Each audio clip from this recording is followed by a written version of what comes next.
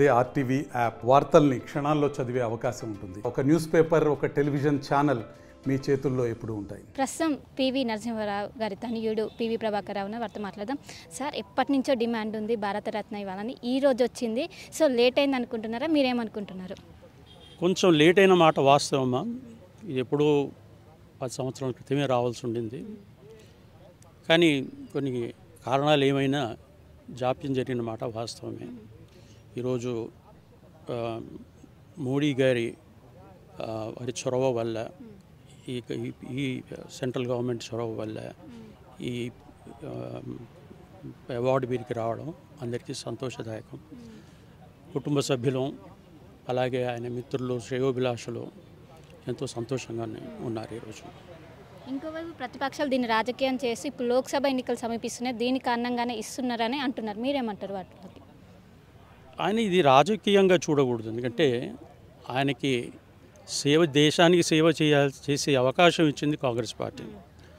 వారి centenary celebrations అంటే జయంతి ఉత్సవాలు ఘనంగా చేసింది బీఆర్ఎస్ ప్రభుత్వం. వారికి భారతరత్న ఇచ్చింది బీజేపీ లెడ్ మోదీ గవర్నమెంట్. ఆయన ఏ విధంగా ఆయన ఇది రాజకీయం అవుతుందని చెప్పండి మీరు. ఆయన రాజకీయాలకు అతీతమైన ఎదిగిన వ్యక్తి. పార్టీలకి, తర్వాత ప్రాంతాలకి, కులాలకి, మతాలకి అతీతంగా ఎదిగిన ఒక మహామనీషి. ఆయన విశ్వమానవుడిగా మనం గుర్తించాలి. కాబట్టి ఇది రాజకీయాలకు సంబంధించింది అని నేను అనుకున్నాను. అంటే ఇప్పటికే 10 సంవత్సరాలు అధికారంలో ఉన్నది. సో ఈ సంవత్సరం ప్రత్యేకంగా లోక్సభ ఉన్నది.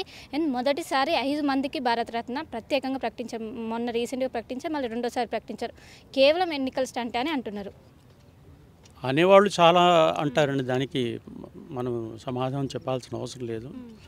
మనం చూడాల్సింది ఏమిటంటే పివి నరసింహారావు గారు భారతరత్నకి అర్హుడా కాదా అని. ఆయన 100కి 100 అర్హుడు. అది సమయం, వారికి సమయం ఎప్పుడు కరెక్ట్గా అనిపిస్తే, గవర్నమెంట్ ఎప్పుడు కరెక్ట్ అనిపిస్తే వాళ్ళు అనుకుంటారు, అప్పుడు ఇస్తారు. దీనికి ఎన్నికలకి సంబంధం లేదు, ఉంటుందని కూడా నేను అనుకోనండి. Thank you. సో మొత్తం మీద చూసుకోవచ్చు, ఇది ఎన్నికలకు ఎలాంటి సంబంధం లేదు. అండ్ ఎప్పటి నుంచో ప్రతిపాదన ఉన్నప్పటికీ ఈరోజు ఆ కళ నెరవేరింది.